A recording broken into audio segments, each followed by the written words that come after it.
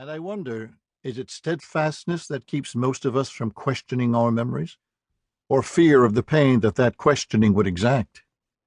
And if it's fear that keeps us true, how pathetic that devotion is. For some of us, at times, memory is like the Old Testament God. Question me, and I will make you suffer. Abandon me, and I will take your faith. The problem with being a writer is that well enough won't leave you alone. I have my memories, drawerfuls of them. They are who I am. Spreading them out on the table, therefore, parsing them is a kind of self-anatomy. Uncomfortable is not the word. I tell myself that this is what writers do, that no one else can hold this scalpel, that the time has come to lay myself down, crack through the rib cage, pulp the heart. I tell myself this, but it doesn't help. It's not fear I have to resist at this moment, but an almost unbearable sense of disloyalty, even cruelty. I'm betraying her, us, the past. Just leave us alone, she's saying, pleading. Leave at least those few memories intact, that handful of golden days when you were still small and the world was still magic and I was everything to you. If you ever loved me, save them.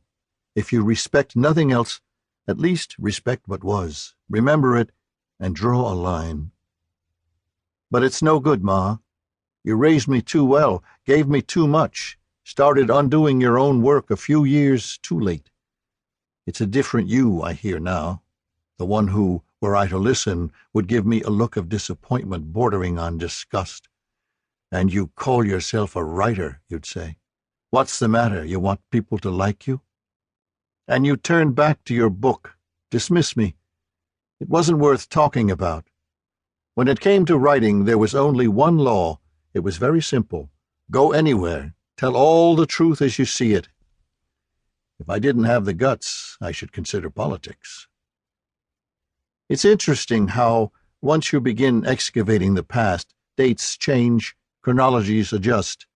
I'd always believed that my mother's descent into madness, though I didn't see it as that for decades, began when I was in my teens. Now, the further back I go, the more I remember. In 1962, when I was 3, we learned that my grandmother, my mother's mother, had pancreatic cancer. It had been 6 months or more since she'd been diagnosed. Word had just gotten out. This was grief multiplied by circumstance, misery squared. My parents had escaped across the Czech border in the winter of 1948 with the aid of a professional smuggler they'd hired to lead them through the forests, to cut through the wire fences, in short, to do whatever needed doing. They knew they were closing the door to home, but like everyone else back then, believed that the new regime could never last, that in a year or two they'd be back. They were wrong. The communist coup held. A decade passed, another began. News was choked off to a trickle. The occasional letters that came through had been opened and resealed.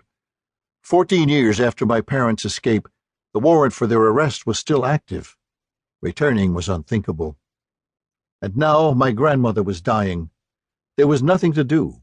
The sea is the sea, and these drowning men do drown. I may have been a handhold, as children often are. I hope so. Sometime during those months, I sat down with my box of Crayola crayons and drew a creature like a cross between a pig and a crocodile, with a long lizard head full of teeth and a zigzag poisonous tail. When my mother and father asked, I said it was a nebezpečný zvěr, a dangerous animal. I named it rakovina, the Czech word for cancer. I still remember my mother's joy over that drawing, which now lies buried in one of the boxes crammed with curling photographs and cut-out pumpkins and thin Luftpost envelopes that I've dragged around with me at considerable cost to my wallet and my back most of my adult life. Something about that child's conjuring, that literalizing of her fear, something about the fact that even at the age of 3 I wanted to save her, explain away what was making her sad, opened some kind of channel inside her. I was her boy. I was on her side. She could bear anything. Years later, she'd use that same drawing to gouge her own heart.